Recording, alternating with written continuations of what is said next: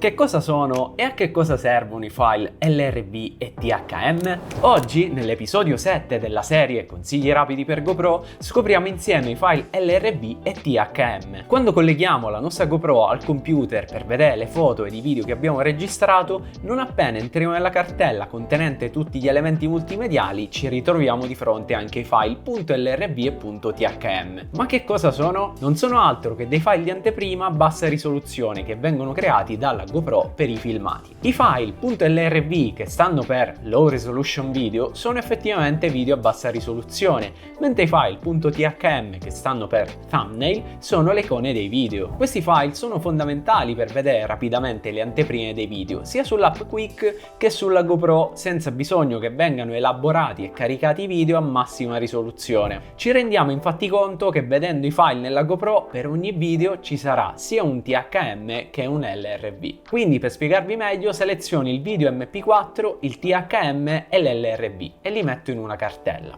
Il file MP4 è il video originale e, come possiamo vedere, è a massima risoluzione. Il video pesa 332 MB ed è in 5.3K.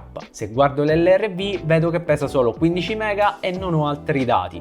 Così cambio l'estensione del file in MP4 e magicamente diventa un video. Riguardando le proprietà, notiamo che adesso mostra risoluzione di 768x452. Se lo apriamo, quindi abbiamo la conferma che sia solo un'anteprima a bassissima risoluzione. Adesso rinominiamo il THM in JPG perché appunto è l'icona di anteprima del video. Infatti pesa solo 5 KB ed ha una risoluzione di 160x120. Chiaramente aprendola avremo un'immagine di bassissima qualità. Vi ho mostrato questa procedura solo per farvi capire che cosa sono questi file misteriosi. E per rispondere rapidamente alle vostre domande, no, non possiamo impedire alla GoPro di crearli. E sì, una volta che li copiate sul PC potete cancellarli sia dalla GoPro che dal computer. Molto semplicemente, se state trasferendo i file, basterà copiare sul PC solo quelli originali e poi cancellare direttamente alla memoria della GoPro i file THM e LRB. Bene ragazzi, vi consiglio di dare un'occhiata agli altri video dedicati alla GoPro e mi raccomando, iscrivetevi al canale.